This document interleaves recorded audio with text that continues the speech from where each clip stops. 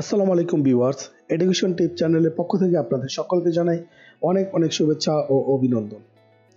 যারা আমার চ্যানেলটাকে নতুন দেখতেছেন তাদেরকে বলবো আমার চ্যানেলটাকে সাবস্ক্রাইব করুন, আর আগে থেকে যারা সাবস্ক্রাইব করেছেন তাদের সকলকে জানাই অসংখ্য ধন্যবাদ। আজকের ভিডিওতে আমি আলোচনা করব 2026 শিক্ষাবর্ষের জন্য স্কুলে কিভাবে ভর্তির জন্য অনলাইনে আবেদন করতে হয় সেই প্রক্রিয়াটাই দেখাবো। তো সেটার জন্য যা যা করতে হবে চলুন প্রথমে চলে যাই কম্পিউটার স্ক্রিনে। আমি একটা ময়মনসিংহ জেলা সদরে অবস্থিত সরকারি মাধ্যমিক বিদ্যালয়ের একজনের ফর্ম ফিল আপ করে দেখাবো। তো এখান থেকে আপনাকে যা বলেছে, প্রথমে আপনাকে যেতে বলতেছে ভর্তির আবেদন পূরণ করার জন্য gsa.teletalk.com.bd ওয়েবসাইটে। তো এটার জন্য প্রথমে আমরা যা করব, আমার ব্রাউজারটা ওপেন করব। এই ব্রাউজারটাতে লিখব, দেখেন gst.teletalk। এখানে যখনই ক্লিক করলাম, ক্লিক করার সাথে সাথে এখানে দেখেন সরকারি বেসরকারি বিদ্যালয় সমূহ ভর্তি 2026। তো এখানে আপনি ক্লিক করবেন। এটাতে ক্লিক করলে এরকম একটা পেজ ওপেন হবে, যেটা হলো আপনার এখানে সরকারি ও বেসরকারি বিদ্যালয় সমূহ ভর্তির 2026। প্রথমে দেখেন ভর্তির বিজ্ঞপ্তি ও নিয়মাবলী দেওয়া আছে। সরকারি স্কুল হলে সেই স্কুলের বিজ্ঞপ্তি এবং নিয়মাবলী দেখতে পাবেন, বেসরকারি হলে বেসরকারিটার নিয়মাবলী ও ভর্তির বিজ্ঞপ্তি দেখতে পাবেন। তো আমরা যেহেতু ভর্তির আবেদন করব সরকারি স্কুলে, তাহলে এখানে ভর্তির আবেদন সরকারি, এখানে ক্লিক করে দিব। তো এখানে ক্লিক করে দিলে সরকারি বিদ্যালয়ে ভর্তির আবেদন 2026 এই পেজটা ওপেন হবে। তো এখানে আপনাকে কি বলেছে, রেড কালিতে দেখেন একটা লেখা আছে, ইচ্ছাকৃতভাবে জন্ম নিবন্ধন নাম্বার অথবা অন্য কোনো ভুল তথ্য প্রদান করলে অথবা একাধিক জন্ম নিবন্ধন নাম্বার ব্যবহার করে আবেদন করে ডিজিটাল লটারিতে সে যদি নির্বাচিত হয় তা বাতিল করা হবে। এখানে নাম দিতে বলতেছে, তো শিক্ষার্থীর নামটা এখানে দিয়ে দিব। এখানে জন্ম তারিখ, জন্ম নিবন্ধনে যেভাবে তারিখটা দেওয়া আছে সেই তারিখটা এখানে দিয়ে দিব। এখানে জন্ম নিবন্ধনের যে নাম্বারটা আছে বাংলা বা ইংলিশ অনলাইনে সংরক্ষণ করা, তো এখানে জন্ম নিবন্ধনের নাম্বারটা দিয়ে দিব। এখানে শিক্ষার্থীর ধরন, ছেলে বা মেয়ে যেটা আছে, শিক্ষার্থী কোন ধর্মের সে ধর্মটা এখানে উল্লেখ করে দিব। এখানে মোবাইল নাম্বার দিতে বলতেছে, মোবাইল নাম্বার দিয়ে দিব, যে মোবাইলটা চালু আছে সেরকম একটা মোবাইল নাম্বার দিয়ে দিব। মোবাইল নাম্বারটি আবার লিখতে বলতেছে, তো এখানে মোবাইল নাম্বারটি আবার লিখব। পিতা এবং মাতা যদি বর্তমানে থাকে সেই ক্ষেত্রে অভিভাবকের তথ্য পূরণের প্রয়োজন নাই। পিতা অথবা মাতা অবর্তমানে যদি থাকে অভিভাবকের তথ্য পূরণ করা বাধ্যতামূলক। এখানে দেখেন পিতার নাম দিতে বলতেছে, পিতার এনআইডি নাম্বার বা জন্ম নিবন্ধন নাম্বার দিতে বলতেছে, বা পাসপোর্ট থাকলে পাসপোর্ট নাম্বার। মাতার নাম এবং হলো মাতার এনআইডি নাম্বার বা জন্ম নিবন্ধন নাম্বার বা পাসপোর্ট।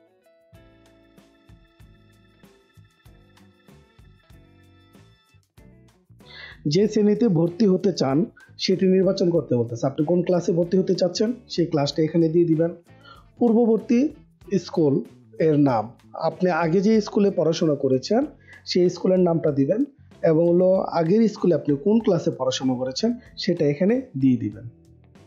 তো এটা দেওয়ার পর এখন দেখেন লেখা আছে বর্তমান ঠিকানা। এখানে উপরে বলে দিছে জেলা এবং থানা লেখার প্রয়োজন নেই। এখানে শুধুমাত্র আপনি আপনার গ্রাম বা এলাকার নামটা দিবেন। বিভাগ, আপনি কোন বিভাগে আছেন সেই বিভাগটা এখান থেকে সিলেক্ট করে দিবেন।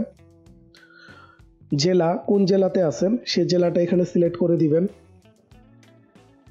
তারপর দেখেন থানা, থানাটা হলো আপনার যে থানা আছেন সেই থানাটা এখানে দিয়ে দিবেন। তো এটা দেওয়ার পর এখান থেকে আপনার দেখেন লেখা আছে পোস্ট কোড। আপনার যদি পোস্ট কোডটা থাকে, জানা থাকলে দিয়ে দিবেন, না থাকলে দেওয়ার কোনো প্রয়োজন নেই, যেহেতু আছে জানা সেই জন্য এখানে লিখে দিচ্ছি। তো পোস্ট কোডটা দেওয়ার পর স্থায়ী ঠিকানাটাও সেম একই ক্যাটাগরিতে পূরণ করব। এখানে হলো এলাকা বা গ্রামের নামটা দিব। তো দেওয়ার পর এখানে বিভাগ, তারপর দিব জেলা, এখন দিব থানা এবং দিব পোস্টাল কোড।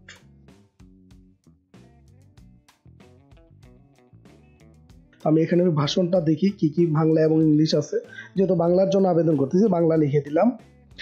এখানে আপনার যে এলাকার বিদ্যালয় সমূহ আবেদন করতে চান সেইগুলো বিভাগ, জেলা ও থানা নির্বাচন করুন।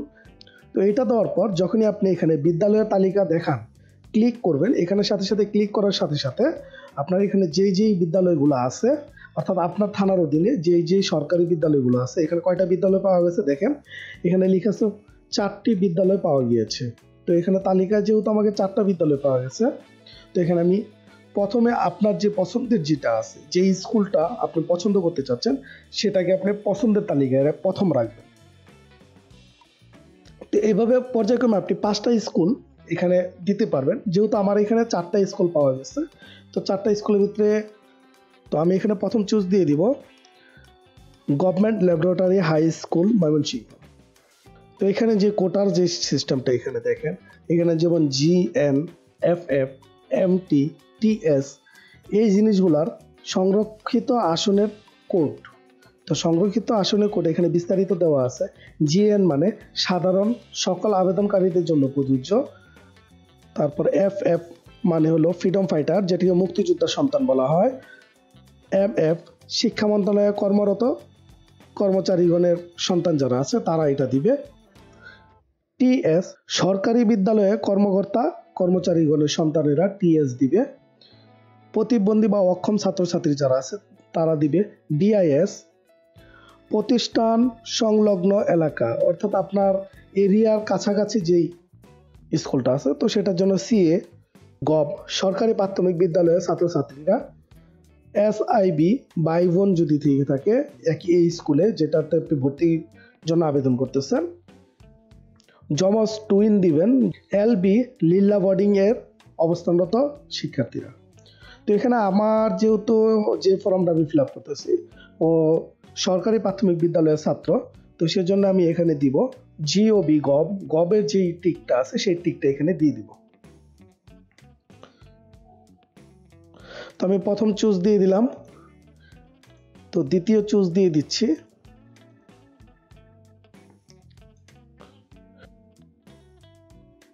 এবং তৃতীয় চুজটাও দিয়ে দিলাম। তো তৃতীয় চুজটা দেওয়ার পর ছবির দৈর্ঘ্য ও প্রস্থ অবশ্যই 300x300 পিক্সেলে এবং সাইজটা যেন কোনোভাবে 100 কিলোবাইটের নিচে থাকে, উপরের জন্য না যায়। তো আমি এখানে একটা ছবি আপলোড করে দিচ্ছি। তো আমি ছবিটা আগে থেকে 300x300 পিক্সেলে 100 কিলোবাইটের নিচে করে রেখেছিলাম। তো এখন ছবি দেওয়ার পর তো ছবিটা আমি পরিবর্তন করে দেওয়ার পর এখানে ট্রাইঅ্যাঙ্গেলে যখনই ক্লিক করব, দেখেন ক্লিক করার সাথে সাথে এখানে লেখা হচ্ছে successfully save showing preview please wait, অর্থাৎ আমাকে অ্যাপ্লিকেশনটা সাকসেসফুলি সেভ হয়েছে এবং আমাকে প্রিভিউ দেখাবে, একটু অপেক্ষা করতে বলতেছে। তো দেখেন আমাকে এখানে প্রিভিউ দেখাচ্ছে। এখানে দেখেন লেখা আছে আবেদনটি সফলভাবে সাবমিট হয়েছে।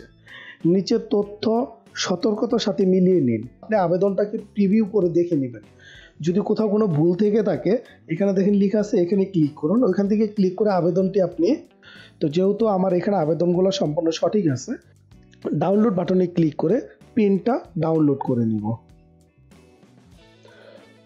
তো এইভাবে আপনারা আপনাদের অ্যাপ্লিকেশন ফর্মটি ফিল আপ করে নিতে পারবেন। তারপরও যদি কারো কোথাও বুঝতে কোনো অসুবিধা হয়ে থাকে অবশ্যই আমাকে কমেন্ট করবেন, আমি আপনাদের প্রবলেম সলভ করার চেষ্টা করব। সেই পর্যন্ত সবাই ভালো থাকুন, সুস্থ থাকুন, দেখা হবে পরবর্তী কোনো ভিডিওতে। আল্লাহ হাফেজ।